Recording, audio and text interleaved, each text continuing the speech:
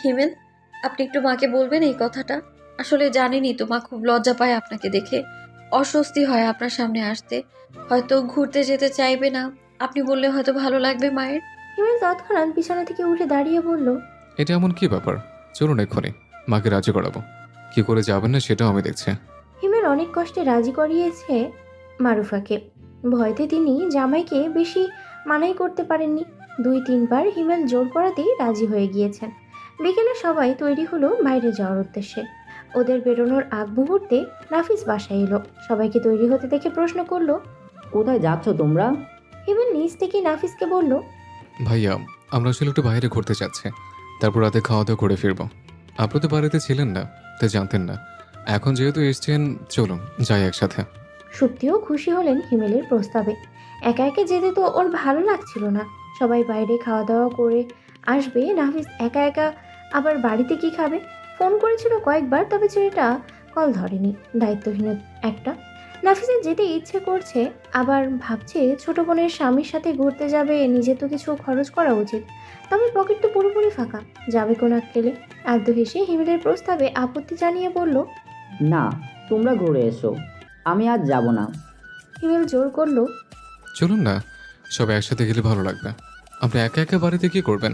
হিমেলের সাথে তাল মিলিয়ে নয়নতারাও নাফিসকে উদ্দেশ্য করে বলল। হ্যাঁ ভাইয়া, চলো না, অনেক দিন হলো তো ঘুরতে যাওয়া হয় না।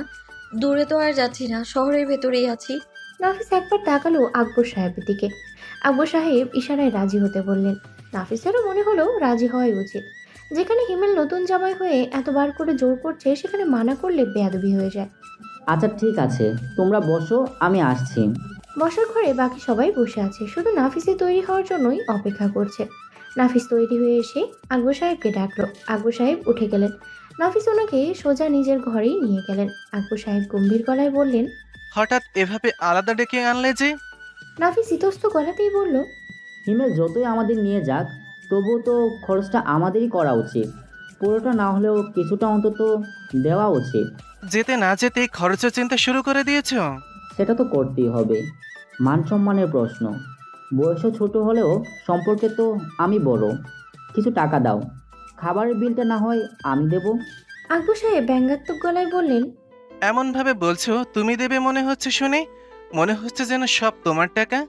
বাবার টাকাই তো ছেলের টাকা। আমার টাকা হলে কি তুমি নিজের টাকা বলতে না? ছেলের টাকাকে কি নিজের টাকা বলার মতন সৌভাগ্য কি কখনো হবে আমার? এত সুখ বোধ হয় আমার কপালে লেখা নেই। নাফিস আকবর সাহেবকে আশ্বস্ত করে বলল। হবে হবে, সব হবে। একদিন যখন কোটি কোটি টাকা কামাবো না, তখন টাকার গদিতে শুয়ে থাকবে। যাই হোক, টাকা দাও। এখন পকেটে 1 টাকাও নাই। হিমেলের সামনে ফাঁকা মানিব্যাগ বের করতে ভালো লাগবে না আমার। একটা দীর্ঘশ্বাস ফেললেন আকবর সাহেব। নাফিস যে অন্তত এইটুকু ভেবেছে যে হিমেল নিয়ে গেলে ওদের খরচ করা উচিত, এটাই আপাতত ওনার কাছে বিশাল কিছু মনে হলো। দিলেন টাকা নাফিসকে। টাকাটা দিয়ে চলে যেতে ধরে আবার থেমে গেলেন। নাফিস জিজ্ঞেস করলো। কিছু বলবে? কি ভেবে যেন আকবর সাহেব ছেলের মাথায় হাত রাখলেন। অনেকগুলো দিন হয়েছে ছেলের মাথায় হাত বুলিয়ে দেওয়া হয় না। ভালোবাসবেন কি করে ছেলেকে? ভালোবাসার মতন কোনো কাজও তো করে না। তবুও সন্তান হিসেবে ভালোবাসা অন্তরে থেকেই যায়। হঠাৎ করে আকবর সাহেব মাথায় হাত বুলিয়ে দেওয়াতে নাফিস একটু থমকালো, কিছু বলতে পারলো না। কোনো বাবাই তার সন্তানকে ঘৃণা করতে পারে না। তবে তুমি আমাকে তোমার ঘৃণা করার জন্য কারণ তৈরি করে দাও। নিজের বাবার অসম্মান হওয়ার কারণ হওয়া কি খুব দরকার ছিল? গর্বের কারণও তো হতে পারলে না। সবাই নিজেদের ছেলেদের নিয়ে কত গর্ব করে, আমি করতে পারি না। একজন বাবা হিসেবে এটা আমায় কত বড় কষ্ট দেয় তুমি ভাবতে পারো? কোনো উত্তর দিতে পারলো না নাফিস। আকবর সাহেব আশাহত হলেন, কার থেকে উত্তর চাইছেন। নাফিসের এসব বোধ বুদ্ধি আছে নাকি? সেসব তো কবেই না জানি লোপ পেয়েছে। কাকে কি বলছি আমি? এত গভীর কথার মর্মার্থ বোঝার মতন ক্ষমতা তোমার নেই। যাই হোক, ভালো থেকো, বেঁচে থেকো, এই দোয়াই করি। কথাটা বলে আকবর সাহেব চলে গেলেন। নাফিসের মনের মাঝে হঠাৎ করেই কেমন যেন একটা অস্বস্তিতা, অস্থিরতা তৈরি হলো। কেন এমনটা হলো বুঝে উঠতে পারলো না। বারবার আকবর সাহেবের বলা কথাটা মনে পড়ছে। কেন নাফিস ওনার গর্বের কারণ হতে পারলো না? আচ্ছা, নাফিস তো খুব একটা খারাপ না, খারাপ কোনো কাজও করে না, চুরি ডাকাতি করে না, বখাটেদের মতন আচরণও করে না। তারপরেও কেন আকবর সাহেবের গর্বের কারণ হতে পারলো না? জানলা দিয়ে নাফিসা দেখলো বাড়ির সবাইকে ঘুরতে যেতে। ঘুরতে যাওয়ার খবরটা অবশ্য শক্তির কাছেই পেয়েছিল। কেন যেন ভীষণ হিংসে হচ্ছে নাফিসার। আবার মনে হচ্ছে ওদের সাথে যেতে পারলে ভালো হতো। এসব হইচই তো নাফিসার পছন্দ। নাফিসের রাগ হলো নয়নতারার উপরে। কেন ওকে একবার বললে কি হতো, হতো না? কি এমন করেছে নাফিসা যে সম্পর্ক শেষ করে দিতে হবে? বিয়ের পর থেকে নয়নতারা যেন আরো বেশি ভাব দেখাচ্ছে। ভীষণ রাগ হলো নাফিসার। পাশে বসা সোহানকে উদ্দেশ্য করে বলল, আমায় ঘুরতে নিয়ে চলো। পারবো না, ঘুম ধরেছে, ঘুমাবো এখন। আমি কিছু বললেই তোমার ঘুম ধরে, তাই না? বিয়ের পরে মাত্র 2 দিন ঘুরতে নিয়ে গেছো। কি হয় একটু ঘুরতে নিয়ে গেলে? টাকা খরচের কথা শুধু বউয়ের বেলাতেই মনে হয়, তাই না? মা বোন যখন প্রতিদিন এসে টাকা চায় তখন এসব মনে হয় না? সোহান মৃদু রাগী গলায় বলল, কথায় কথায় মা বোনকে টাকা দেওয়ার প্রসঙ্গটা তুলবে না নাফিসা। তোমার কোনো অসুবিধা করেছি আমি? তুমি যা চেয়েছো তা কি তোমায় দেইনি? তবে আমার মা বোনকে দিলে এত কিসের সমস্যা? নাফিসা দাঁত কিরমিরিয়ে বলল, অবশ্যই সমস্যা। সব যদি ওদেরকে দিয়ে শেষ করো তবে আমাদের ভবিষ্যৎ কি? তাড়াতাড়ি টাকা জমা করে একটা শহরের দিকে বাড়ি কিনে চলে যাব। আমি এখানে থাকতে পারবো না। রোজ রোজ সংসারে তোমার মায়ের এত কথা শুনতে আমি পারবো না। বিয়ে যখন করেছো তখন এখানেই থাকতে হবে। আমি আমার মা বাবার একমাত্র ছেলে, সে হিসেবে তুমি এই বাড়ির একমাত্র বউ। তাই তোমার সমান দায়িত্ব এই পরিবারের প্রতি। রাগে দুঃখে নাফিসার এবারে কান্না পেল। তবে কাঁদলো না, কাঁদলে তো দুর্বলতা প্রকাশ হয়ে যাবে। নয়নের স্বামীকে দেখেছো? বিয়ে হতে না হতেই কি সুন্দর ঘুরতে নিয়ে গেল, আর তুমি এক হয়েছো। সোহান ব্যঙ্গাত্মক গলায় বলল, নয়ন তো পুরো পরিবারকে নিয়ে গেছে, তুমি কি আমার পুরো পরিবারকে নিয়ে যাবে সাথে করে? তবে যাচ্ছি, চলো, সমস্যা নেই।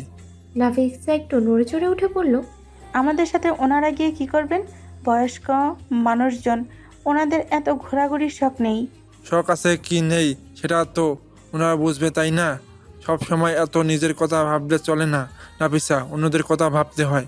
নাফিসা ব্যঙ্গাত্মক গলায় বলল, খুব যে সাধুগিরি দেখাচ্ছ। তুমি কি এক সময় শুধু নিজের কথাই ভাবনি? নয়নকে ঠকানোর সময় এই বুলিগুলো কোথায় ছিল, হ্যাঁ? আজ খুব নীতিবাক্য ঝরছ। থেমে গেল সোহান। এই একটা জায়গায় গিয়েই তো সোহানের সব যুক্তিতর্ক থেমে যায়। আর নাফিসা ব্রহ্মাস্ত্র হিসেবে বারবার এই একটা কথাই ব্যবহার করে। আর কোনো কথা বাড়াতে মন চাইল না সোহানের। কম্বল মুড়ি দিয়ে শুয়ে পড়ল। নাফিসা সোহানকে ঝাঁকিয়ে বলল, নিয়ে যাবে না তবে আমায় ঘুরতে? না, ঘুম পাচ্ছে, বিরক্ত করো না। পাশে থাকা বালিশটা নাফিসা সোহানের উপরে ছুঁড়ে মারল। তবে তারপরেও সোহানের মাঝে বিশেষ কোনো প্রতিক্রিয়া দেখা গেল না। নাফিসা হতাশ হচ্ছে দিন দিন নিজের সিদ্ধান্তের উপর। বারবার নিজের উপরে রাগ হচ্ছে এটা ভেবেই যে সোহানকে পটানোর জন্য কত কষ্ট করছিল। রাতে বাড়ি ফিরতে ফিরতে 10টার কাছাকাছি বেজে গেল। ফ্রেশ হয়ে নাফিস আকবর সাহেবের ঘরে এলো। টাকা নিয়েছিল ঠিকই, তবে হিমেল কোনো জায়গাতেই কাউকে খরচ করতে দেয়নি। নিজেই যখন দায়িত্ব নিয়ে ঘুরতে নিয়ে গেছিল তখন সমস্ত খরচ নিজেই বহন করেছে। নাফিস এসেছে আকবর সাহেবের থেকে নেওয়া টাকার কিছুটা ফেরত দিতে। নিজ থেকে কিছুটা ফেরত না দিলে পরে হয়তো দেখা যাবে পুরোটাই হাতছাড়া হয়ে যাবে। তার থেকে ভালো অর্ধেকটা ফেরত দেওয়া। এত রাতে ছেলেকে ঘরে দেখে আকবর সাহেব একটু অবাকই হলেন। সেটা সচরাচর কোনো প্রয়োজনে তার ঘরে আসে না। তারপর কতদিন পরে যে ঘরে পা রাখলো সেটা তিনি জানেন না। দেখাই পায় একটু খাওয়ার সময়। এছাড়া তার ছেলে তো তার সাথে কোনো কথার বলার সময়ই থাকে না। মাঝে মাঝে দোকানে যায় ঠিকই, তবে সেখানেও গিয়ে চুপচাপ বসেই থাকে, নয়তো ফোন চালায়। এর বেশি আর কোনো দায়িত্ব পালন করে না নাফিস। এত রাতে হঠাৎ আমার ঘরে কি দরকার?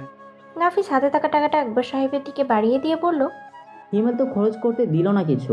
3,000 টাকা দিয়েছিলে, 1,000 টাকা তুমি নাও আর 2,000 আমি রাখছি। হাত করেছে টাকা নেই আমার। এত বড় ছেলে হয়ে এখনো বাবার থেকে হাতের খরচের টাকা চাইতে লজ্জা করে না তোমার? যেই বয়সে তোমার নিজের বাবার যাবতীয় খরচ বহন করার কথা, সেই বয়সে এখনো তোমার খরচ বহন করতে হচ্ছে আমাকে। একটু লজ্জা লাগে না? নাফিস বেশ গা ছাড়া ভাব নিয়ে বলল, লজ্জা পাওয়ার কি আছে? বাবার টাকাতেই তো চলছি। 30 বছর যদি খাওয়াতে পারো তবে আর কয়েকটা দিন খাওয়াতে অসুবিধা কোথায়? পেয়ে যাবই কোনো একটা চাকরি। আকবর সাহেব ব্যঙ্গাত্মক গলায় বললেন, তোমার থেকে অনেক শিক্ষিতরা এই বাজারে বেকার ঘুরে বেড়াচ্ছে, সেখানে তুমি কি করবে? এখনো সময় আছে, দোকানে বসো। আমি বেঁচে থাকতে ব্যবসাটা শিখে নাও। ব্যবসা শেখার কি আছে? কাস্টমার আসবে, কাপড় চোপড় দেখাবো, পছন্দ হলে কিনবে, না হলে কিনবে না। আর কিনলে টাকা দিবে। বেশ, শেষ। আকবর সাহেব হতাশ হলেন, বুঝলেন এই মূর্খকে বুঝিয়ে কোনো লাভ নেই। টাকাটা হাতে নিলেন ঠিকই, তবে তারপরে সুপ্তিকে ডাকলেন। হঠাৎ করে সুপ্তিকে ডাকার কারণটা নাফিস ঠিক বুঝে উঠতে পারল না। ভাবলো আবার সুপ্তির কাছে নালিশ করবে নাকি, তবে তো ঘরে গিয়ে আরেক অশান্তির মাঝে পড়বে। সুপ্তির সাথে পেরে ওঠা যায় না। একেই তো ভালোবাসার জন্য নাফিস নিজেও বেশি ধমক দিতে পারে না। তার উপরে আবার সুপ্তি যদি একবার কান্না শুরু করে তাহলে ওকে থামানো মুশকিল হয়ে যায়। মৃদু বিরক্তিকর গলায় বলল, আমাকে তো যথেষ্ট কথা শোনালে, আবার শক্তিকে ডেকে নালিশ করার কি আছে? আকবর সাহেব তাকালেন একবার নাফিসের দিকে। দৃষ্টিভঙ্গি তার বেশ স্বাভাবিক। নাফিস বুঝে উঠতে পারল না এমন স্বাভাবিক দৃষ্টির মানে। একটু পরেই শক্তি এলো।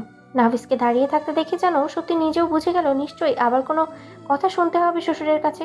এই ছেলে নিশ্চয়ই আবার আজেবাজে কিছু বলেছে কিংবা করেছে। তবে নিজেকে স্বাভাবিক রাখার চেষ্টা করে আকবর সাহেবকে বলল, হ্যাঁ বাবা বলুন। আকবর সাহেব টাকাটা শক্তির হাতে বাড়িয়ে দিয়ে বললেন, এটা রাখো, প্রয়োজনে কিছু কিনে নিও। বিয়ে তো করেছো একটা কুলাঙ্গারকে। যদি তোমার বাড়ির লোককে দিয়ে প্রস্তাব পাঠাতে, তবে আমি কখনোই আমার ছেলেকে তোমার সাথে বিয়ে দিতাম না। তুমি যে কি করলে আমি সত্যিই বুঝতে পারি না। নাফিস রাগী গলায় বলল, কেন বিয়ে দিতে না আমার সাথে? আমি কোন দিক দিয়ে অযোগ্য? যে ছেলে নিজের স্ত্রীর সামান্য শখ পূরণের সামর্থ্য নেই, সে কোন দিক দিয়ে বিয়ে করার যোগ্য? তোমার যোগ্যতা কি তুমি আমাকে বলতে পারো? থেমে গেল নাফিস। নিজেও নিজের কোনো যোগ্যতা খুঁজে পেল না। তবে শক্তির সামনে এসব বলার কি দরকার ছিল? নাফিসকে চুপ হয়ে যেতে দেখে আকবর সাহেব আবার শক্তিকে উদ্দেশ্য করে বললেন, তোমার ওপরে আমাদের কোনো রাগ নেই।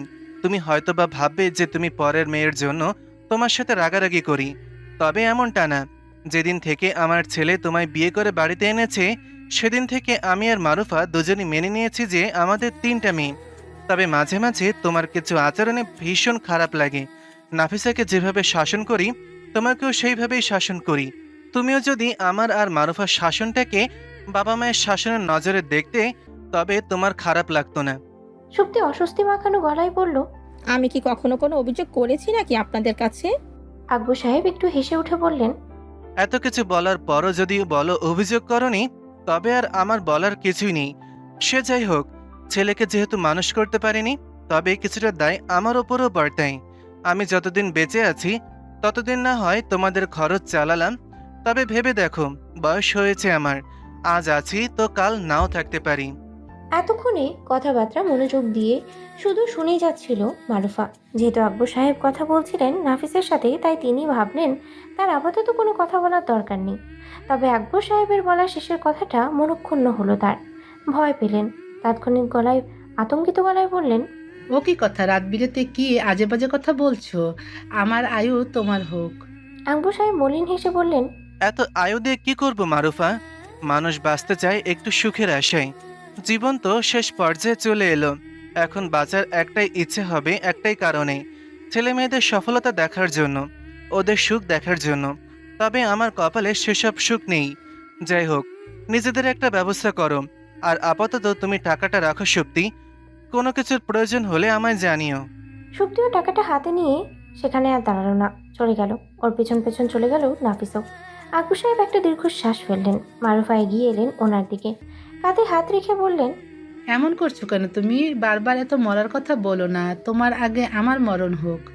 আকবর সাহেব আবারও মলিন হেসে বললেন, আমিও তাই চাই মারুফা। কাকে ভরসা করে আমি তোমায় দায়িত্ব দিয়ে যাব? ছেলের তো ভরসা করার যোগ্য না। মেয়েরা নিজেদের সংসারে ব্যস্ত। তোমাকে কার ভরসা রেখে যাব বলো? তার থেকে ভালো আমার যাওয়ার একদিন আগে তুমি চলে যেও। তবে তুমি খুব বেশি আগে যেও না, তাহলে আমি খুব অসহায় হয়ে যাব। মারুফা কেঁদে উঠে বললেন, ওভাবে বলো না, আমার ভয় করছে। তুমি ঘুমিয়ে পড়ো এখন, এত কিছু ভেবো না। আকবর সাহেব চেয়ারের সাথে গা এলিয়ে দিয়ে চোখ দুটো বন্ধ করলেন। আস্তে সুরে মারুফাকে উদ্দেশ্য করে বললেন, ছেলে মেয়েগুলোকে মানুষ করতে পারলাম না মারুফা। আমার শিক্ষায় কোথায় ত্রুটি ছিল বলো তো? আমার শাসনে কোথায় ত্রুটি ছিল? আর তোমার ভালোবাসার কোথায় কমতে ছিল? কেমন যেন অমানুষ হয়ে গেছে। ভাই বোন একে অপরকে ভালোবাসে না। চিন্তা করো না, দেখো একদিন সব ঠিক হয়ে যাবে। নয়নকে নিয়ে তো চিন্তা নেই, নাফিসটাও খুব একটা খারাপ না। চিন্তা শুধু নাফিসাকে নিয়ে। ও বেশি স্বার্থপর। ভাই বোনের কথা বাদ দিলাম, মা বাবার কথাও ভাবে না। আকবর সাহেব একটা দীর্ঘশ্বাস ফেলে আবারও বললেন, আমাদের শিক্ষায় কোথায় ত্রুটি থেকে গিয়েছিল মারুফা? রাতে ঘুমানোর আগে যে ঘর গুছানোর স্বভাবটা নয়নতারা ছিল, বিয়ের পরেও তা এখনো আছে।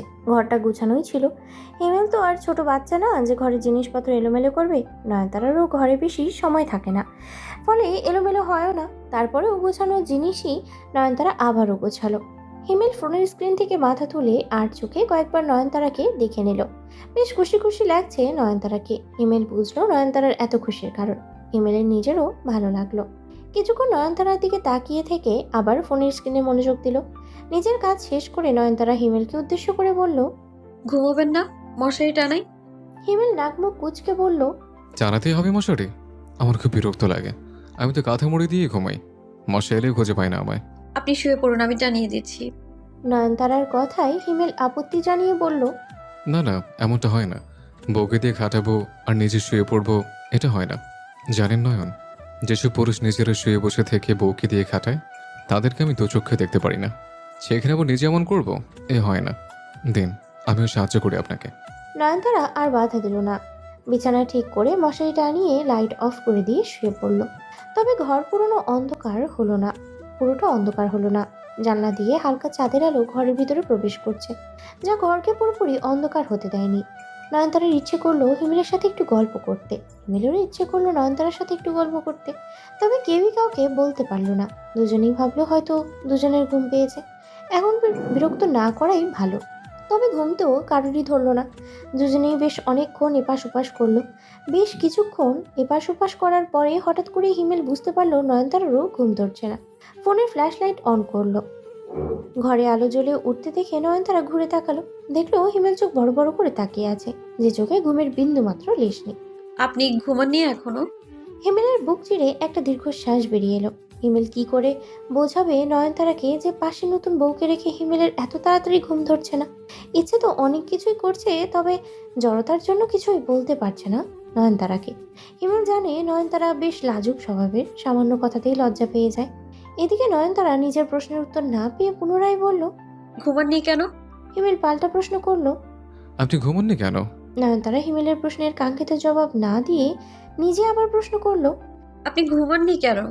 বেশ কিছুক্ষণ দুজনে বারংবার একই প্রশ্ন করতে লাগলো দুজনকে। এক পর্যায়ে দুজনেই থেমে গেল। আগে হিমেলি বলে উঠল। কেন যেন ঘুম ধরছে না, কেমন কেমন যেন লাগছে, মানে অস্থির লাগছে। এবার আপনি বলুন, আপনার কেন ঘুম ধরছে না? নয়নতারা অস্বস্তি মাখানো গলায় বলল। আসলে আমার একা ঘুমিয়ে অভ্যাস তো, মানে ঠিক করে নড়াচড়া করতে পারছি না। মনে হচ্ছে আপনার যদি অসুবিধা হয়। হিমেল নয়নতারাকে আশ্বস্ত করে বলল।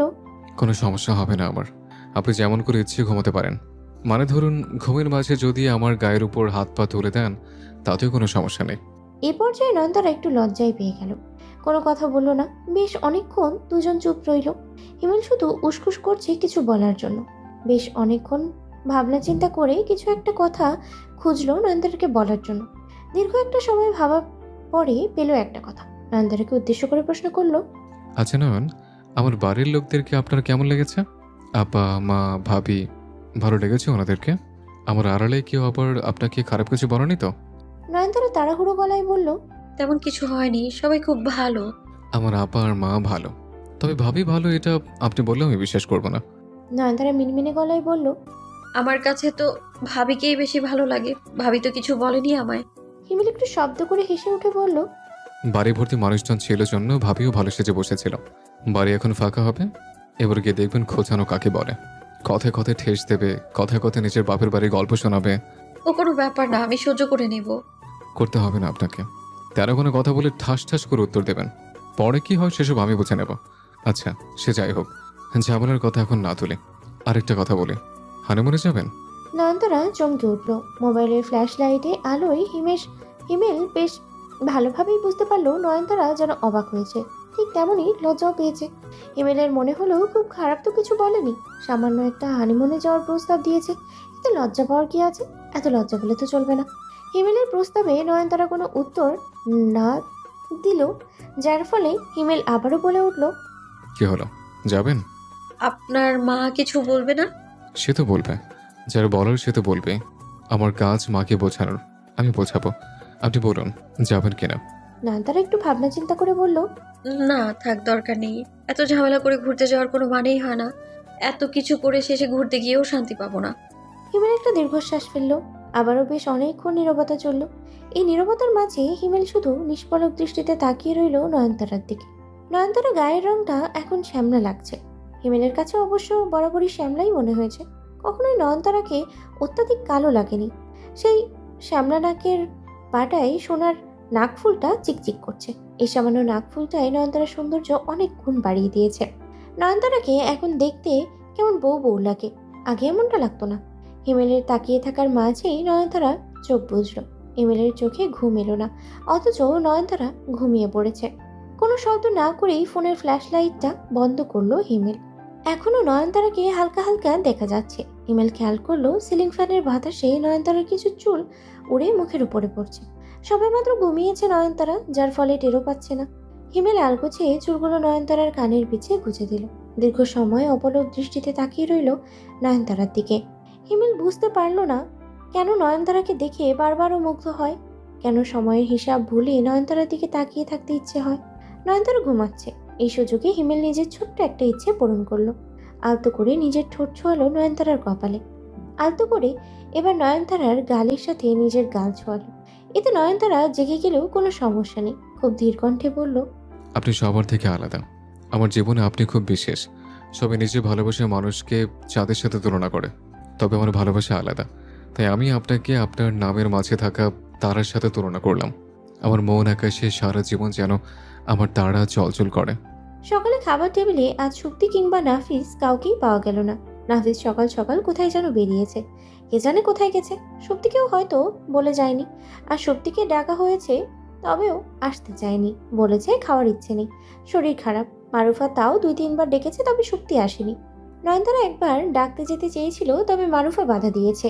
একেই তো শরীর খারাপ, নিশ্চয়ই মন মেজাজও ভালো নেই। এরপরে নয়ন গেলে নিশ্চয়ই আবার ওর সাথে খারাপ ব্যবহার করবে, সেই জন্যই মারুফা যেতে দেয়নি নয়নতারাকে। সকালের খাওয়া দাওয়া শেষ করে প্রায় দুপুর হতে চলল, কিন্তু তবুও সত্যি নিজের ঘর থেকে বের হলো না। নয়নতারার এবার একটু চিন্তাই হলো, সত্যি তো এভাবে ঘরের মাঝে বসে থাকার মেয়ে না। কাজ না করুক, তবুও তো একটু হলেও বাইরে ঘুরে বেড়ায়। পাশে নাফিসা থাকে, ওখানে গিয়ে ওর সাথেও গল্পগুজব করে আসে। তবে আজ হলোটা কি? অনেক চেষ্টা করলো নয়নতারা নিজেকে আটকানোর, তবে শেষ পর্যন্ত পারলই না। গেল সুপ্তির খোঁজ নিতে, দরজার কাছে দাঁড়িয়ে একবার ভিতরে যাওয়ার জন্য অনুমতি চাইল সুপ্তি থেকে। তবে ভেতর থেকে সুপ্তির কোনো সাড়া শব্দ পাওয়া গেল না। নয়নতারা ঘরের ভিতরে উঁকি দিল, দেখলো সুপ্তি নেই, বাইরেও তো নেই। তবে গেল কোথায়? ঘরে তো থাকার কথা, সকাল থেকে তো ঘর থেকে বের হতে দেখেনি নয়নতারা। নয়নতারা ভিতরে গেল দেখার জন্য যে বারান্দায় আছে কিনা, কিংবা হয়তো বাথরুমে গেছে। এবং নয়নতারার ধারণা অনুযায়ী বাথরুম থেকে একটু শব্দ পেল, বমি করার শব্দ। দৌড়ে এলো নয়নতারা। সুপ্তিকে বমি করতে দেখে তাড়াহুড়ো করে সেদিকে এগিয়ে গেল। বাথরুমের দরজা খোলাই ছিল।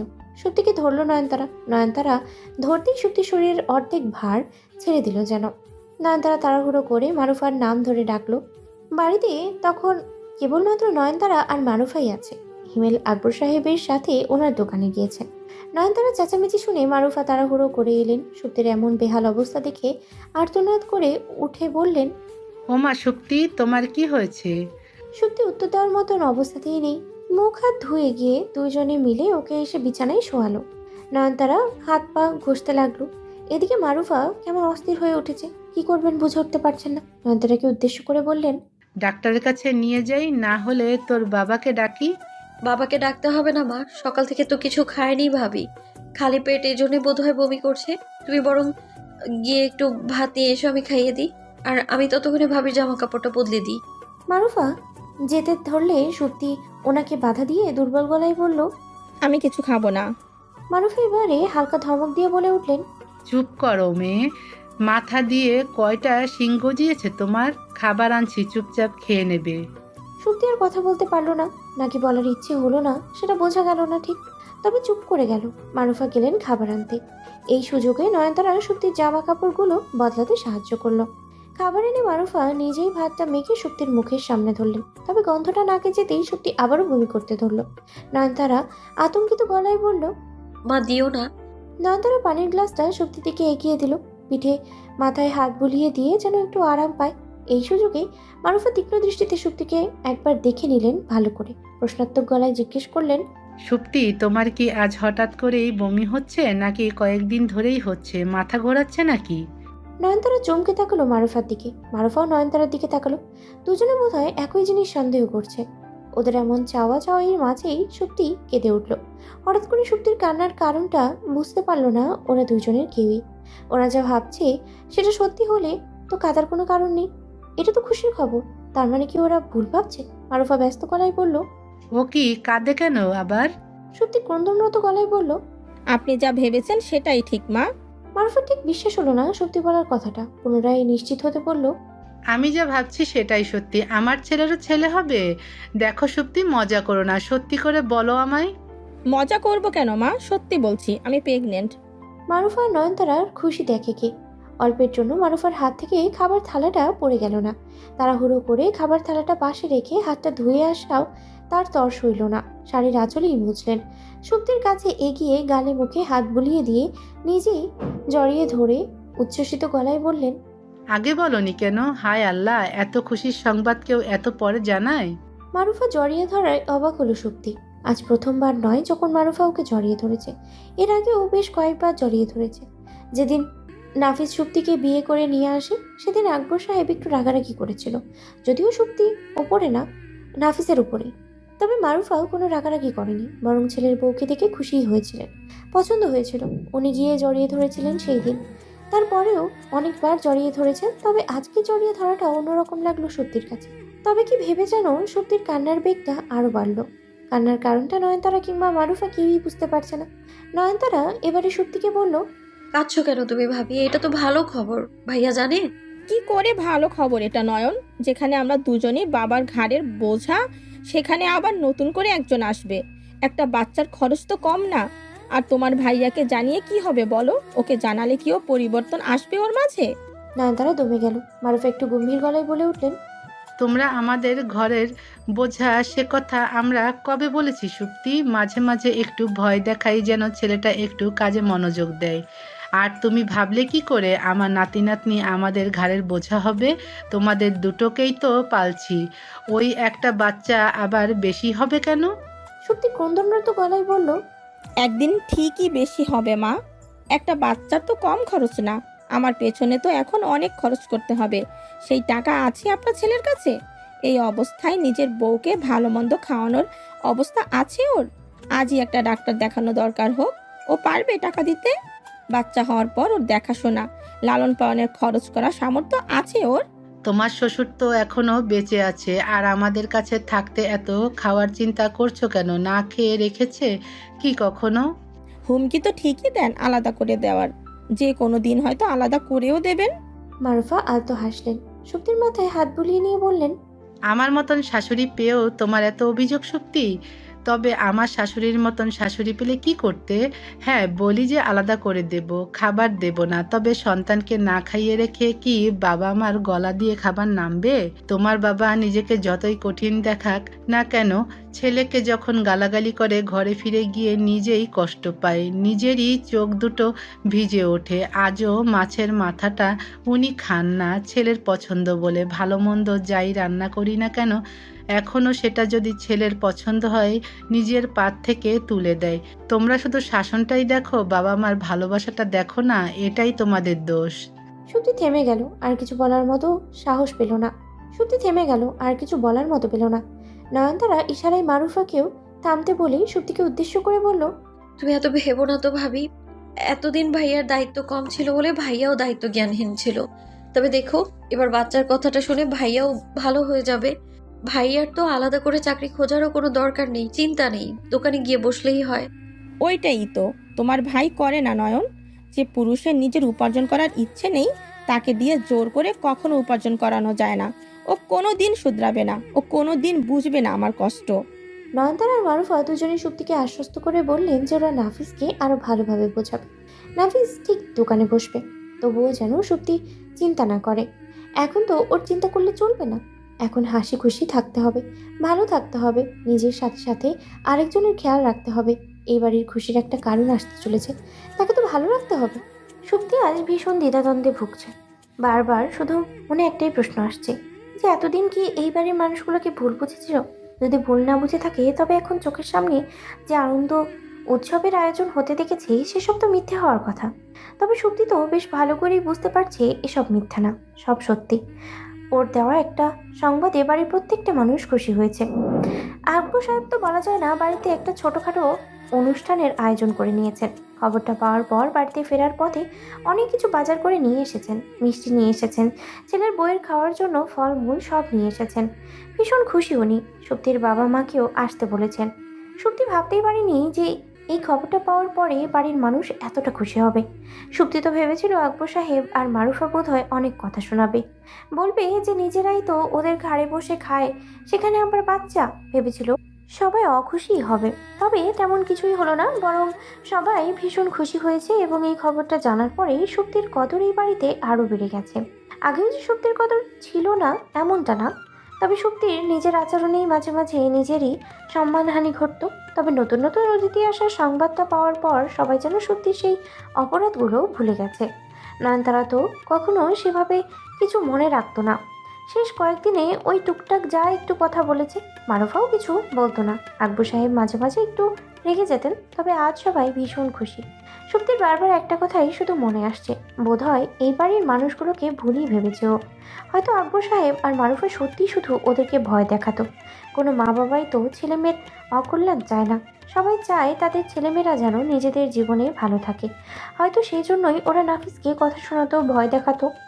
এমন খুশির মুহূর্তে নাফিস আকবর সাহেবের মেজাজটা খারাপ করে দিল।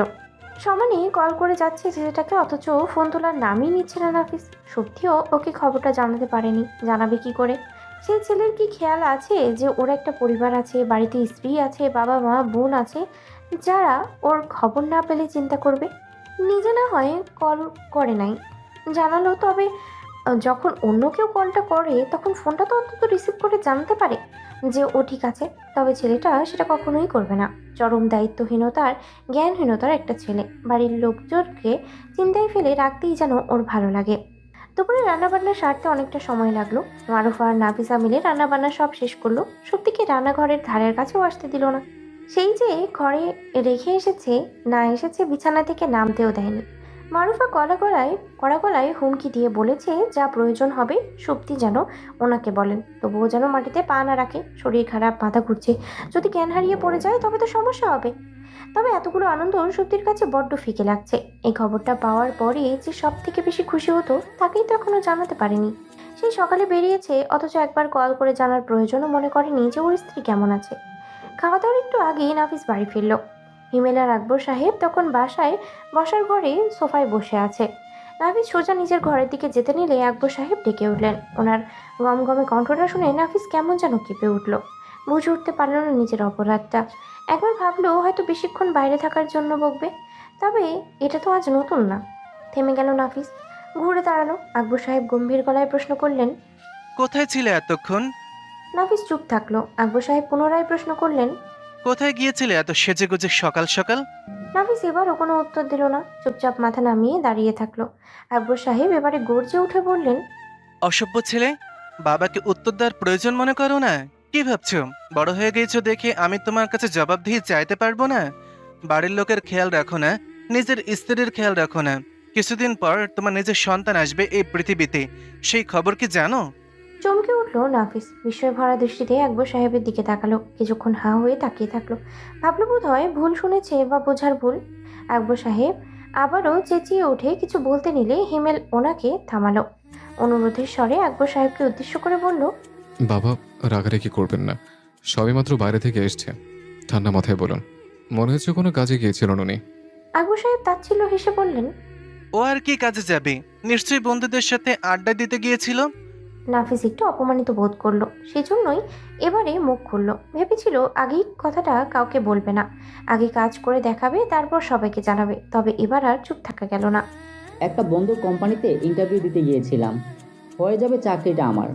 তুমি বলেছিলে না গতকাল রাতে আমার দ্বারা কিচ্ছু হবে না, এবার আমি দেখিয়ে দেব আমার দ্বারা কি হবে। অবাক হলেন আকবর সাহেব। দুটো কারণ তার অবাক হওয়ার। প্রথমত, নাফিস নিজ উদ্যোগে গেছে চাকরির জন্য, এটা বিশাল বড় ব্যাপার। আর দ্বিতীয় কারণটা হলো নিজেদের ব্যবসা থাকতে কেন চাকরি করতে হবে? আকবর সাহেবের ব্যবসা তো ওনার অবর্তমানে নাফিসকেই দেখতে হবে। তবে কেন এই ছেলে বোঝে না? ব্যবসা তো আছে আমাদের, তবে তুমি চাকরি করবে কেন? ব্যবসা আমার দ্বারা হবে না, আমি বুঝবো না ওসব। তবে তার আগে তুমি আমায় একটা কথা বলো, কি বললে আমার সন্তান আসবে পৃথিবীতে? আমি বুঝিনি কিছু। হিমেল আকবর সাহেবকে কিছু বলতে না দিয়ে নিজেই নাফিসকে উদ্দেশ্য করে বলল, আপনি ঘরে যান, ভাবি অসুস্থ, ওনার থেকেই শুনুন। শুভ্তি অসুস্থ কথাটা শুনতেই নাফিস কেমন যেন অস্থির হয়ে উঠল। চোখে মুখে চিন্তার ছাপ ফুটে উঠল। চিন্তিত গলায় হিমেলকে উদ্দেশ্য করে বলল। কি হয়েছে? হিমেল আশ্বস্ত করে বলল। তেমন কিছু হয়নি, আপনি গিয়ে দেখা করে আসুন। নাফিস আর এক মুহূর্ত সময় ব্যয় না করে এক প্রকার ছুটেই গেল নিজের ঘরে। আকবর সাহেব একটা দীর্ঘশ্বাস ফেললেন। হিমেল বুঝলো ওনার দীর্ঘশ্বাসের কারণটা। ব্যবসাটা আকবর সাহেবের যে ভীষণ শখে সেটা আজ তার সাথে দোকানে গিয়ে বুঝতে পেরেছে।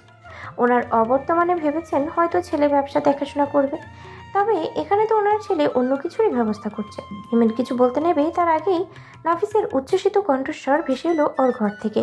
ছেলেটা আনন্দে চেঁচামেচি শুরু করে দিয়েছে ঘরের ভিতরে।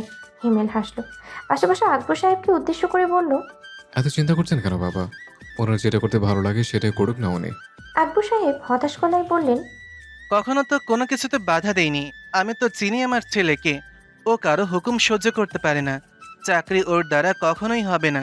এখন এই চাকরির পেছনে ছুটতে গিয়ে ধরো আমার অবর্তমানে ব্যবসাটাও শেষ হয়ে যাবে ধীরে ধীরে।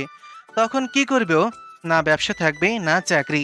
একটু আগে পর্যন্ত হিমেলের নাফিসের উপরে রাগ হচ্ছিল না, তবে এখন রাগ হলো। যা পারবে না তা করতে যায় কেন? সত্যি বলতে অন্যের হুকুমে কাজ করাটা আসলেই বিরক্তিকর। হিমেলেরও বিরক্ত লাগে। যদি ওর বাবার ব্যবসা থাকতো তবে ব্যবসাতেই লেগে পড়তো। আসলে যার যেটা আছে সে সেটার কদর করতে জানে না। হিমেলের নীরবতার মাঝে আকবর সাহেব আবারও বলে উঠলেন। ও তো পড়াশোনাটাও শেষ করেনি। চাকরি পেলে কয় টাকারই বা বেতন পাবে? ওদের সংসার চলবে কি করে? তার থেকে দোকানে বসলে সংসারটা ভালো চলে যেত। আজ না হয় সংসারের দুজন মানুষ, 2 দিন পর লোক সংখ্যা বাড়বে, ছেলে মেয়ে বড় হবে, ওদের পড়াশোনার খরচ আছে, কি করে সবটা সামলাবে? হিমেল হাসলো। বাবা মায়ের কত চিন্তে ছেলে মেয়েদের নিয়ে। তারা শুধু ছেলে মেয়েদের বর্তমান না, ভবিষ্যৎ নিয়েও চিন্তা করে। অথচ ছেলেমেয়েরা সেসব বোঝেই না। মুখে যতই ভাইয়ের প্রতি রাগ দেখান না কেন, ভালো ওনাকে ভীষণ বাসেন, তাই না বাবা? আকবর সাহেব আলতো হেসে বললেন। আমার আর মারুফার প্রথম সন্তান নাফিস। প্রথম বাবা ডাক ওর মুখ থেকে শুনেছিলাম। হাত ধরে প্রথম ওকেই হাঁটতে শিখিয়েছি, ওকেই প্রথম স্কুলে নিয়ে গিয়েছি। এই প্রথম আমার কাছেই বায়না করেছে। প্রথম ওকেই কোলে করে ঘুরেছি। ভালোবাসবো না তা কি করে হয়?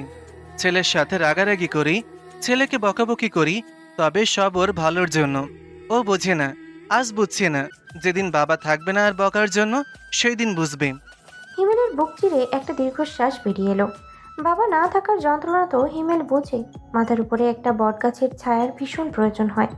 বাবারা কি সুন্দর নিঃস্বার্থভাবে পুরো পরিবারের জন্য নিজেদের গোটা জীবনটা বিলিয়ে দেয়। কিছু কিছু বাবা তো ছেলে মেয়েদের ভালো ভাবতে গিয়ে নিজের জীবনটা পর্যন্ত দিয়ে দেয়, ঠিক যেমন হিমেলের বাবা দিয়েছে। রাতের খাওয়া দাওয়া শেষে নাফিস ঘরে যেতে ধরলে হিমেল ওকে ডেকে নিয়ে বাইরে সেই মাচার উপরে বসলো। নাফিসের একটু অস্বস্তি হচ্ছে। হিমেলের সাথে খুব একটা বেশি কথাবার্তা হয়নি। নাফিস তো কখনো এগিয়ে এসে কথাও বলেনি। যা দু একটা কথা হয়েছে হিমেলের উদ্যোগেই হয়েছে। হিমেলকে দেখলেই নাফিসের কেমন যেন অস্বস্তি হয়। কেন হয় জানে না, ঠিক মিশতে পারে না। তার উপরে আজকাল আবার আকবর সাহেব হিমেলের সামনেই নাফিসকে অপমান করছেন। লজ্জা কি লাগে না নাকি নাফিসের? কে জানে এখন আবার হিমেল কি বলবে, খোঁচাবে কিনা। অবশ্য নাফিসের জানা মতে খোঁচানোর স্বভাবটা মেয়েদের থাকে যেমন শক্তির আছে, আর সহ্য করার ক্ষমতাটা থাকে ছেলেদের যেমন নাফিসের আছে। বেশ কিছুক্ষণ চুপচাপ বসে থাকলো দুইজনে। হিমেলও যে খুব একটা স্বাচ্ছন্দ্য বোধ করছে তেমনটা না। নাফিসের সাথে তো একটা সম্পর্কের দূরত্ব আছে। নাফিসকে এখানে একটা কাজে নিয়ে এসেছে হিমেল, বোঝাতে হবে কিছু কথা। জানে হয়তো নাফিস এক কান দিয়ে শুনে অন্য কান দিয়ে বের করে দেবে, তবে হিমেল নিজের দায়িত্বটুকু পালন করবে। কারণ সংসারে অশান্তি হিমেলের ঠিক পছন্দ হয় না, অন্তত কাছের মানুষগুলোর। তাদের জীবনে অশান্তিগুলো হিমেলের ভালো লাগে না। সবসময় শুধু ছটফট করে তাদের সমস্যাগুলো দূর করার জন্য। সেজন্যই তো বারবার চেয়েও মনিরকে এড়িয়ে যেতে পারে না। রাগারাগি করে ঠিকই, তবে কোনো সমস্যার কথা বললে সেটা সমাধান না দেওয়া পর্যন্ত হিমেলের মাথায় সেটাই ঘুরতে থাকে। আর আজ দুপুর থেকে ঘুরছে নাফিসের কথা। সেটা আসলে খারাপ না, তবে অদ্ভুত। বেশ অনেকক্ষণ চুপ থাকার পর হিমেলই প্রথম কথাটা বলে উঠল। আপনি আমার থেকে বয়সে বেশ অনেকটাই ছোট, কিন্তু সম্পর্কে বড়। সেজন্য ভাইয়া বলে ডাকি, যার কারণে আমার আরও বেশি অস্বস্তি হয় আপনার সাথে কথা বলতে। নাম ধরে ডাকি, আপনি আমাকে নাম ধরেই রাখুন। এই একই অস্বস্তিতে নাফিসও ভুগছে। তবে যাক, ভালো হলো হিমেল আগে প্রস্তাবটা দেওয়ায় ঝটপট রাজি হয়ে গেল। আমারও এতে সমস্যা হচ্ছিল, তোমাকে কি বলে ডাকবো বুঝতে পারছিলাম না। যাক, তুমি বাঁচালে। হিমেল শুধু হাসলো। আবারও বেশ কিছুক্ষণ নীরবতা চলল। এবার নীরবতা ভাঙলো নাফিস। তুমি কি কিছু বলার জন্য নিয়ে এসেছো আমায়? বললে তাড়াতাড়ি বলো, ঘরে সুপ্তি একা আছে। স্ত্রীকে ভীষণ ভালোবাসেন, তাই না? নাফিস বেশ স্বাভাবিক গলায় বলল, বউ তো ভালোবাসারই জিনিস। আসলে ছোটবেলা থেকেই দেখে এসেছি বাবা মার সম্পর্কটা খুব সুন্দর ছিল। বাবা তো কখনো আমাদের সামনে মায়ের সাথে উঁচু গলায় কথা অবধি বলিনি, ধমকও দেয়নি। ছোটবেলা থেকে বাবা মায়ের মাঝে আদৌ কখনো ঝামেলা হয়েছে কিনা সেসব জানি না, হলেও ওনাদের নিজেদের ঘরে হয়েছে। আমার মাঝেও এই ধারণাটাই তৈরি হয়েছে যে বউ হলো ভালোবাসার জিনিস, রাগারাগি করতে নেই। বাহ, বাবা মায়ের এই সূক্ষ্ম ব্যাপারটা খেয়াল করেছেন। তবে তো বলতে হচ্ছে আপনার বাবা মা এই ব্যাপারে আপনার আদর্শ, তাই না? নাফিস বেশ গর্বের সাথেই বলল, অবশ্যই। বাবার এলাকায় অনেক নামডাক আছে, তবে আমায় কেউ চেনে না। বাবার একটা আফসোস জানো তো, যে বাবাকে দেখে কেউ বলতে পারে না যে ওটা নাফিসের বাবা। আমাকে নিয়ে গর্ব করার মতো কিছু নেই। আপনি চাইলেই কিন্তু আপনার বাবা আপনাকে নিয়ে গর্ব করতে পারে, শুধু আপনাকে চাইতে হবে। আপনি মানুষটা খারাপ না, তবে ছন্নছাড়ার বোধ বুদ্ধি একটু কম আর একটু স্বার্থপর। ঠিক বলিনি আমি? কোনো উত্তর দিতে পারল না নাফিস। ভাবলো ও কি সত্যিই স্বার্থপর। কিছু কিছু বিষয়ে মনে পড়ে গেল নাফিসের, যার কারণে নিজেকে স্বার্থপর মনে হলো। তবে হিমেলকে সেসব বলা যাবে না। নিজেকে ছোট করার কোনো মানেই হয় না। নাফিসকে চুপ করে থাকতে দেখে হিমেল যেন নিজের উত্তর পেয়ে গেল। নাফিসের মৌনতাকে সম্মতি ধরে নিল। নিজেই আবারও প্রশ্ন করলো, আপনার স্ত্রীর কোনো কিছু প্রয়োজন আর আপনি সেটা দিতে অক্ষম, এই ব্যাপারটা কি খুব ভালো লাগে? খুব সম্মানের মনে হয় কি?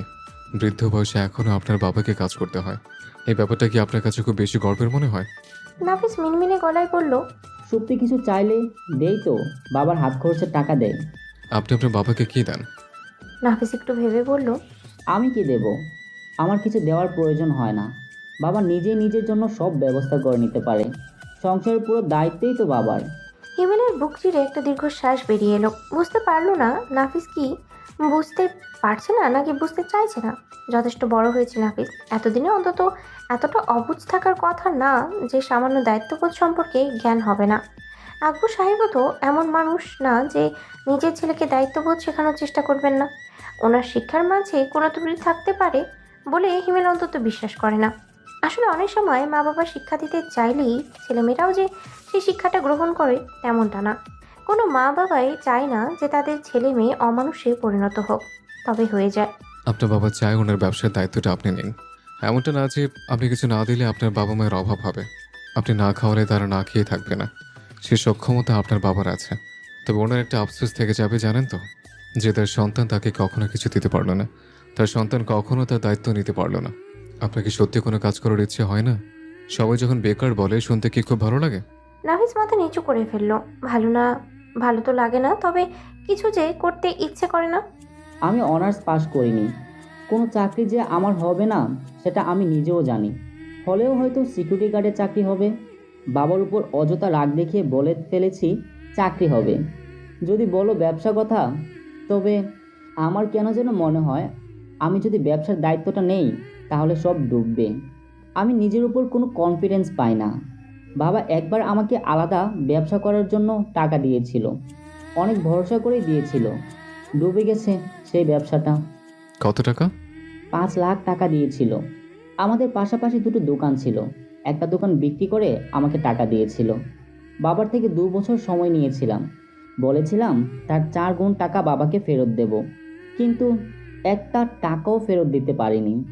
তারপর থেকে নিজের উপর আরও ভরসা হারিয়ে ফেলেছি। মনে হয় অনেক ক্ষতি করেছি। এবার ব্যবসাটা না আর ডুবাই। মাথাটা ঘুরে উঠলো হিমেলের। 5 লাখ টাকা নষ্ট করেছে। এত সুযোগ পেয়েছে নাফিস নিজেকে তৈরি করার, অথচ একটা সুযোগও কাজে লাগায়নি। হিমেলের মনে হলো যদি ওর বাবা ওকে এতগুলো টাকা দিত তবে কত সুন্দর একটা ব্যবসা দাঁড় করাতে পারত। কত পরিকল্পনা ঠিক হিমেলের মাথায়, তবে টাকার অভাবে বাস্তবায়ন করতে পারেনি। চাকরি করতে তো হিমেলেরও ভালো লাগে না, ইচ্ছে ছিল ব্যবসা করার। এখনও ভেবে রেখেছে টাকা জমিয়ে ব্যবসা করবে ভবিষ্যতে। তবে খারাপ লাগলো আকবর সাহেবের কথা ভেবে। মানুষটা মনের মাঝে না জানি কত কষ্ট চেপে রেখেছে। তারপরও নাফিসের কত অভিযোগ ওনার নামে। এত বড় একটা ক্ষতি করার পরেও কিছু বলেনি নাফিসকে। এখনও বাড়িতেই রেখেছে, উনি নিজেই খাওয়াচ্ছেন। তারপরেও ছেলের বাবা মাকে নিয়ে অভিযোগ শেষই হয় না। হিমেলকে চুপ করে যেতে দেখে নাফিস বলে উঠল, কিভাবে ব্যবসাটা ডুবলো শুনবে না? নাফিসের মুখ থেকে এই কথাটা শুনে হিমেলের মনে হলো এর মাঝে বোধহয় বেশ বড়সড় কোনো কাহিনী লুকিয়ে আছে। আগ্রহ বাড়লো, প্রশ্নাত্মক গলায় জিজ্ঞেস করলো, কিভাবে? শুরু করেছিলাম আমার এক বন্ধুর সাথে, পরিকল্পনা করেছিল ও, টাকাটা ছিল আমার। ব্যবসার জন্য নতুন একটা অফিস ভাড়া নেওয়া, সেটা সাজানো গোছানো জিনিসপত্র কেনার জন্য সব টাকাই ওর হাতে দিয়েছিলাম। ও পালিয়েছিল টাকাগুলো নিয়ে, আমার বিশ্বাস ভেঙে পালিয়েছিল ওই শয়তানটা। হিমেলের এবার ইচ্ছে করলো নাফিসকে দুমদাম দুটো কিল বসিয়ে দিতে। মারলেও সমস্যা হবে না, বয়সও ছোট আছে, তবে সম্পর্কটা একটু আটকালো হিমেলকে। আর তাছাড়া নয়নতারাও কষ্ট পাবে। শুধু ভাবলো এতটা গাধা একজন মানুষ কি করে হতে পারে, তাও এত বড় একটা দামড়া ছেলে। অন্তত আকবর সাহেবের রক্ত যার শরীরে বইছে সে কি করে এতটা ব্যাক্কেল হতে পারে। খুব কষ্টেই হিমেল নিজের রাগটাকে সংযত করে বলল, কেস করেননি? হ্যাঁ করেছিলাম, পরে উল্টো আমাকে হুমকি দেওয়া শুরু করলো কেস তুলে নেওয়ার জন্য। একদিন রাতে বন্ধুদের সাথে আড্ডা দিয়ে বাড়ি ফিরছিলাম, তখন 2-3 জন গুন্ডা ভাড়া করে আমাকে হুমকি দিয়েছিল। তারপরে বাবাই কেসটা তুলে নিয়েছিল, বলেছিল 5 লাখ টাকার থেকে আমি দামি। কথাটা বলেই নাফিস হাসলো। হিমেলের ওকে দেখে মনে হলো পুরো বিষয়টাই যেন নাফিসের কাছে নিজুকে একটা কৌতুক। অথচ এর পেছনে আকবর সাহেবের ভালোবাসা নাফিস আদৌ বুঝতে পেরেছে কিনা কে জানে। যদি বুঝে থাকতো তবে তো তারপরে এই আচরণগুলো করা শাস্ত না। অন্তত এরপর থেকে নিজের বাবার কথা অনুযায়ী চলতো। হিমেল এবারে আর নিজের রাগটা নিয়ন্ত্রণ করতে পারল না, গায়ে হাতও তুলতে পারল না। মনে হলো এখন পাশে মনির থাকা দরকার ছিল, ওর উপরে নিজের সমস্ত রাগ বের করা যেত। আপাতত নাফিসকে উদ্দেশ্য করে রাগী স্বরেই বলল, এত কিছুর পরেও আপনি আপনার বাবার ভরসা করতে পারলেন না। আরে চাকরি বাকরি না হয় নাই করলেন, অন্তত যখন অন্যরা আপনার বাবাকে অপমান করে তখন তো তার পাশে দাঁড়াতে পারেন। নিজের বোনকে তো অপমানের হাত থেকে রক্ষা করতে পারতেন। আপনি মানুষটা বড়ই অদ্ভুত। কিছু করার ইচ্ছে তো আপনার মাঝে নেই, বিবেকবোধ মনুষ্যত্ববোধ কিছুই নেই আপনার মাঝে। নাফিস দ্বিমত পোষণ করলো না হিমেলের সাথে, বরং সম্মতি জানিয়ে বলল, ঠিকই বলেছ, আমি অমানুষ। আসলে আমি নিজেও কেমন যেন একটা হয়ে গিয়েছি। কোনো কিছু করতে মন চায় না, যেটাই করতে যায় না কেন মনে হয় কি লাভ হবে করে, আমি তো ব্যর্থ হব। এত কিছু শোনার পরে হিমেলের এখন এত ধৈর্য নেই যে নাফিসকে আরও 1-2 ঘন্টা বসিয়ে রেখে ভালো করে ঠান্ডা মাথায় বোঝাবে। ওর নিজের মাথাটাই এখন গরম হয়ে গেছে। বসা থেকে উঠে দাঁড়িয়ে গম্ভীর গলায় নাফিসকে উদ্দেশ্য করে বলল, 2 দিন পর নিজের ছেলে মেয়ে হবে, খরচ বাড়বে, তখন বুঝবেন নিজে উপার্জন না করার কি ঠেলা। আজ মাথার উপর বাবা আছে তো সেজন্য বুঝতে পারছেন না, আর আপনি যে কত বড় অপদার্থ সেটা সেদিন বুঝতে পারবেন যেদিন আপনার চোখের সামনে আপনার মতন অবস্থাতে আপনার ছেলে মেয়েকে দেখতে পারবেন। অদ্ভুত মানুষজন। হিমেল ভিতরে এসে সোজা আকবর সাহেবের ঘরে গেল। নয়নতারা আর মারুফা এখন সুক্তির ঘরে, সেটা হিমেল জানে। আর ওর এখন বর্তমানে আকবর সাহেবকে একাই দরকার ছিল। ঘরে ঢুকেই আগে নিচ থেকে দরজা বন্ধ করে দিল হিমেল। দরজা লাগানোর শব্দ পেয়ে আকবর সাহেব একবার সেদিকে তাকালেন। হিমেলকে দেখে চমকালেন, সেই সাথে দরজাটা বন্ধ করায় অবাকও হলেন। বসা থেকে উঠেই হিমেলের দিকে এগিয়ে এসে প্রশ্নাত্মক গলায় জিজ্ঞেস করলেন, কি হলো বাবা, দরজা বন্ধ করলে যে?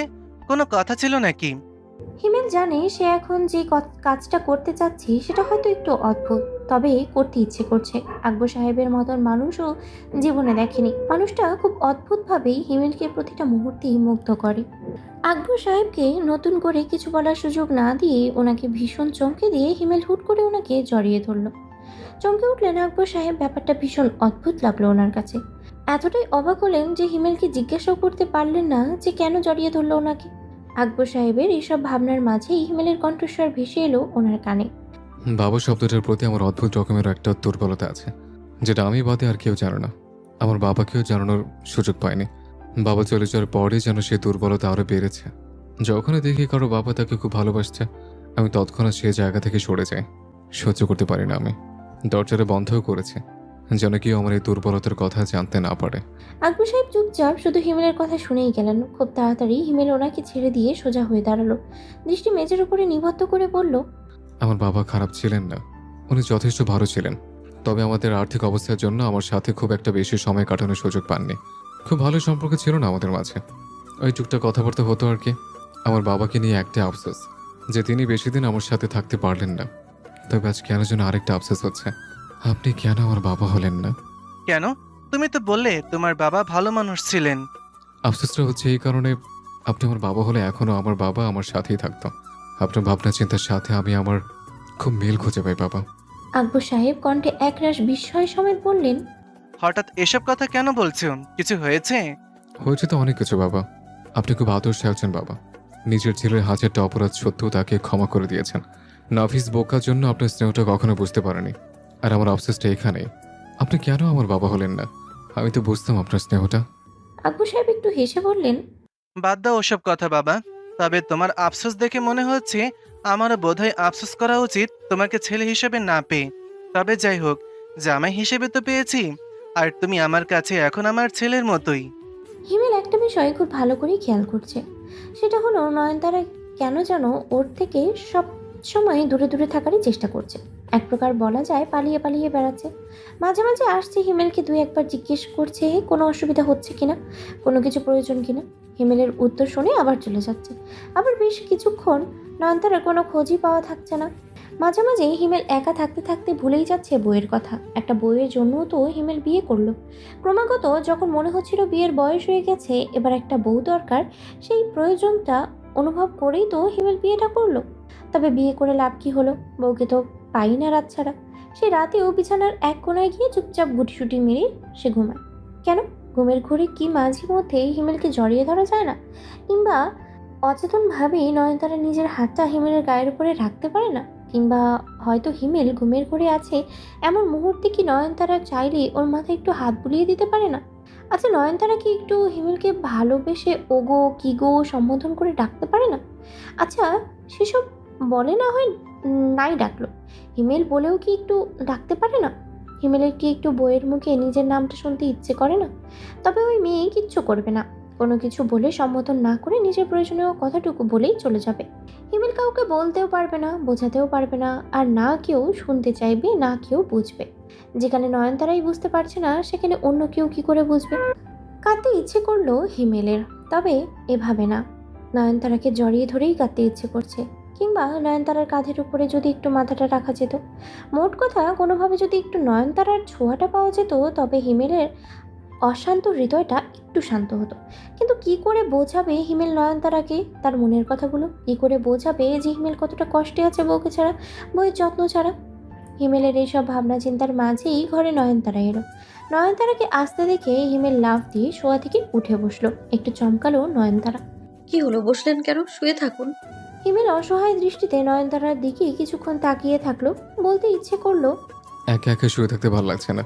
হিমেলের থেকে কোনো উত্তর না পেয়ে নয়নতারা ফের বলে উঠলো, শুয়ে থাকুন আপনি, সমস্যা নেই। আর কিছু লাগবে কি আপনার? আপনাকে লাগবে তারা। খুব আস্তেই হিমেল কথাটা বলল, যার ফলে নয়নতারার কানে খুব ভালোভাবেই কথাটা পৌঁছালো না। অবুঝের ন্যায় প্রশ্ন করলো। কি বললেন? হিমেল নিজেকে সামলালো, নিজের আবেগকে নিয়ন্ত্রণ করে স্বাভাবিক হয়ে বসে নয়নতারাকে উদ্দেশ্য করে বলল, কিছু না। আপনি কি আবার কোথাও যাবেন?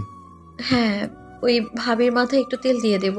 তেল দেয়া হলে হয়ে গেলেই চলে আসবো। সারাদিন তো শুধু অন্যদেরই সেবা করেন, আমার দিকে তো ফিরেও তাকান না।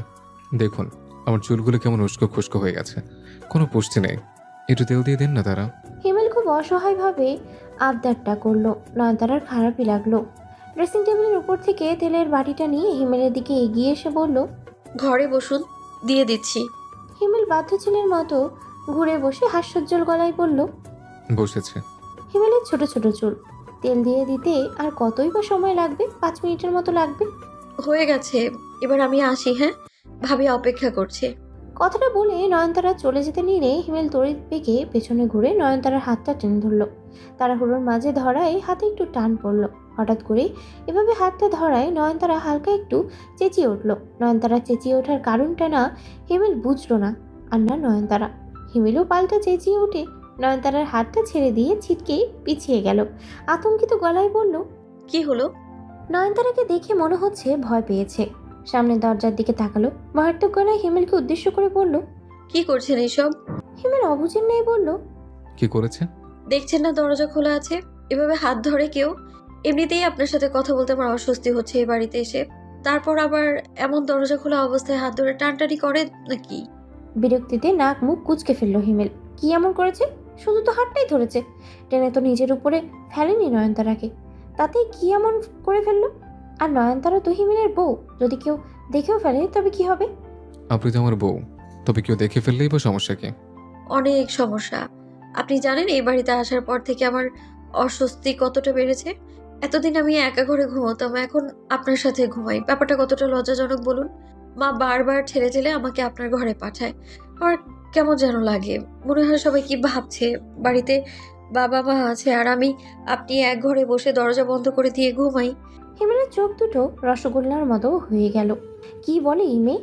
এ কেমন কথা? স্বামীর সাথে থাকতে লজ্জা করবে কেন? অন্যরাই খারাপ ভাববে কেন? হিমেলের কিছু মুহূর্তের জন্য মনে হলো নয়নতারার মাথা খারাপ হয়ে গিয়েছে। আপনার মাথা ঠিক আছে তো তারা? কী সব বলছেন? আপনি আমার বউ, আমি আপনার স্বামী, লজ্জার কি আছে? নয়নতারা কাচুমাচু করে বলল, ছেলেদের লজ্জা একটু কমই হয়, সেটা আমি জানি। আপনি মেয়ে হলে বুঝতেন লজ্জা কেন পাচ্ছি। যাই হোক, আমি তো এখন যাই। সেই কখন ভাবিকে বলে এসেছি, না জানি ভাবি আবার কি করছে। কথাটা বলে নয়নতারা চলে যেতে নিলে হিমেল পেছন থেকে কাতর গলায় বলে উঠল, আমার আপনাকে ছাড়া ভালো লাগছে না তারা, একা একা লাগছে। মনে হচ্ছে বউকে পেয়েও পাইনি। আমি আপনার সাথে একটু সময় কাটাতে চাই, কিন্তু দেখুন আপনাকে পাচ্ছিই না। আমি তো তেমন কিছু করি না যে আপনি এতটা লজ্জা পাবেন আমায় দেখে। আমার আপনাকে লাগবে। কেমন বাচ্চাদের মতো আবদার করলো হিমেল। নয়নতারার যেমন লজ্জা পেল তেমন অপরাধ বোধও কাজ করছে। নয়নতারা তো বুঝতেই পারেনি হিমেল ওর জন্য এতটা ব্যাকুল হয়ে বসে আছে। কতটা অধীর আগ্রহ নিয়ে না অপেক্ষা করে মানুষটা নয়নতারার জন্য। আর নয়নতারা কিনা লজ্জায় অস্বস্তিতেই হিমেলের কাছেই আসতে পারে না। পেছন ফিরে তাকিয়ে অপরাধী গলায় হিমেলকে উদ্দেশ্য করে বলল, আমায় ক্ষমা করবেন, আমি আসলে বুঝতে পারিনি। আপনাকে বোধহয় অনেক কষ্ট দিয়ে ফেললাম। তাও তো একটু একটু দিয়েছেন। সে যাই হোক, এখন ভাবির সেবা করে এসে আমার সাথে একটু গল্প করবেন কেমন? আজ এত তাড়াতাড়ি ঘুমিয়ে পড়বেন না। নয়নতারা আলতো হেসে মাথা নাড়িয়ে সম্মতি জানিয়ে বলল, ঠিক আছে, শুধু ভাবির মাথায় তেলটা দিয়ে আসি, তারপরে সারা রাতটুকু সময় আপনাকে দেব। হিমেল উচ্ছ্বসিত গলায় বলল, ঠিক আছে ঠিক আছে, তাড়াতাড়ি যান। আর বেশিক্ষণ ওখানে থাকার দরকার নেই।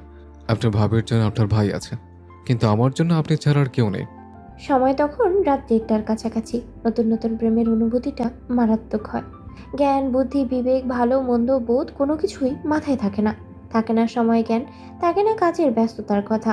শুধু মনে হয় প্রিয় মানুষটার সাথে কিছুটা সময় কাটাতে পারলেই বোধহয় ভালো হবে।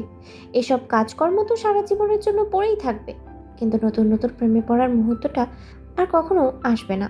প্রথমে প্রেমে পড়া, তারপরে ভালোবেসে ফেলা, ভালোবাসার অনুভূতিটা হয় অন্যরকম। একবার ভালোবেসে ফেললে আর এই প্রেমে পড়ার অনুভূতিটা ঠিকভাবে অনুভব করা যাবে না। হিমেলও চাইছে নতুন নতুন প্রেমে পড়ার মুহূর্তটাকে খুব ভালোভাবে উপভোগ করতে, পুরো সময়টা নয়নতারার সাথে কাটাতে। আর কখনো ফিরে আসবে না এই সময়গুলো। এরপর ধীরে ধীরে নিজেদের জীবনে ব্যস্ত হয়ে পড়বে, নিজেদের সংসারে ব্যস্ত হয়ে পড়বে। সংসারের সদস্য বাড়বে, তখন হয়তো আর একে অপরকে দেওয়ার মতো এত সময় পাবে না, হয়তো চাইলেও পাবে না। সেজন্যই এখনই না হয় অনেকটুকু ভালোবেসে নেওয়া যাক। অনেক গল্প করলো আজ নয়নতারা হিমেলের সাথে। নিজের সংকোচ কাটিয়ে অনেক ইচ্ছের কথাও জানালো হিমেলকে। হিমেল চুপচাপ শুধু সবকিছু শুনে গেল। মনে মনে প্রতিজ্ঞা করলো নিজের কাছেই যে নয়নতারা যে ইচ্ছেগুলো পূরণ করা সম্ভব সেগুলো পূরণ করবে। হিমেল আজ খুব কম কথাই বলল, শুধু শুনে গেল নয়নতারার কথাগুলো। আজকাল হিমেলের বলার থেকে বেশি নয়নতারার কথা শুনতেই ভালো লাগে।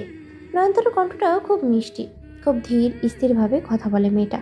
প্রত্যেকটা কথা এত সুন্দর করে গুছিয়ে বলে যে মুগ্ধ না হয়ে থাকা যায় না। অনেক গল্পগুজব শেষে নয়নতারা একটা পুরনো অ্যালবাম বের করে হিমেলকে দেখালো। অ্যালবামে নয়নতারার কলেজ জীবন থেকে শুরু করে ভার্সিটিতে তোলা অনেক ছবি আছে। নাফিসের বউ ভাতের ছবিও আছে। নয়নতারা নিজের প্রত্যেকটা ছবি হিমেলকে দেখালো আর নাক ছিটকে বলল, দেখুন, একটুও ভালো লাগছে না আমায়। আমি ছবি তুলতে চাই না। কয়েকটা জায়গায় বন্ধুরা আর কয়েকটা জায়গায় বাবা জোর করে তুলিয়েছে। আপনি আমার ছবি বাদে বাকিদের ছবি দেখুন তো, আমার ছবি দেখলে বিরক্ত হবেন। হিমেল ভ্রুকুচকে নয়নতারার দিকে তাকিয়ে বলল, নিজেকে অসুন্দর ভাবা ছেড়ে দেন। যে নারী নিজের চোখে সামান্য কাজল পড়ে এক পুরুষের চোখের ঘুম হারাম করে দিতে পারে, সে কখনো অসুন্দর হতে পারে না। যে নারী তার ঘন কালো লম্বা চুলে মিষ্টি ঘ্রাণ দিয়ে কোনো পুরুষকে মাতাল করে তুলতে পারে, সে কখনো অসুন্দর হতে পারে না। যে নারীর কাঁধে থাকা সামান্য কালো তিলে কোনো পুরুষ আকৃষ্ট হয়ে যেতে পারে সে কখনো সুন্দর হয় না। নয়নতারা প্রশ্নোত্তর গলায় জিজ্ঞেস করলো। আমার কাঁধে তিল আছে? হিমেল একটু হেসে উঠে বলল। আছে তো, আপনার ডান কাঁধে একটা কালো তিল আছে। নয়নতারা বিস্ময় ভরা কণ্ঠে বলল। ওমা, আপনি কি করে জানলেন? আমিই তো জানি না। হিমেল এক হাতে মাথা চুলকে সলজ্জিত ভঙ্গিমায় বলল। ইয়ে মানে আর কি, দেখে নিয়েছিলাম। এখন এই ব্যাপারটাকে আরো বেশি বোঝাবেন না, তাহলে কিন্তু আপনিই লজ্জা পেয়ে যাবেন। নয়নতারা কিছুক্ষণ হাঁ করে হিমেলের মুখের দিকে তাকিয়ে থেকে বোঝার চেষ্টা করলো হিমেলের কথার মানেটা। বুঝতে পারার সাথে সাথে লজ্জায় মাথা নামিয়ে নিল। ইচ্ছে করলো উঠে যেতে। কি আজে বাজে প্রশ্ন করে ফেলে। এত বড় হয়েছে, বয়স হয়েছে, বিয়েও হয়ে গেছে, তাও কোথায় কি প্রশ্ন করতে হয় সে জ্ঞান হলো না নয়নতারার। এখন হিমেলের সাথে কথা বলবে কি করে? চোখ তুলে তো তাকাতেও পারছে না। হিমেল বুঝলো নয়নতারার অস্থিরতা, অস্বস্তিটা। এই নিয়ে আর কোনো কথা বাড়তে চাইলো না। নয়নতারার হাত থেকে অ্যালবামটা নিয়ে নয়নতারার প্রত্যেকটা ছবি খুঁটিয়ে খুঁটিয়ে দেখে বলল। একটা কথা কিন্তু আপনি ঠিকই বলেছেন তারা, প্রত্যেকটা ছবিতে আপনাকে ততটা সুন্দর লাগছে না যতটা সুন্দর বিয়ের দিন লেগেছিল। তার কারণ কি জানেন? কি? বিয়ের দিন আপনি চোখে কাজল পরেছিলেন, আর কেন যেন কাজল দিলেই আপনাকে ভারী সুন্দর লাগে দেখতে, একদম আমার চোখে ঘোর লেগে যায়। নয়নতারা এবারও কিছু বলতে পারলো না, মাথা নামিয়ে চুপচাপ বসে থাকলো। হিমেল আলতো হাসলো। হিমেল মনে মনেই বেশ অনেকক্ষণ কিছু ভাবলো। হঠাৎ করেই হিমেলের মনের মাঝে একটা নতুন ইচ্ছে জাগলো। কথাটা নয়নতারাকে না জানিয়ে থাকতেও পারলো না। তীব্র উৎসাহ নিয়ে বলে উঠল। একটা কথা বলি তারা। নয়নতারা ছোট্ট করে বলল। হ্যাঁ, বলুন।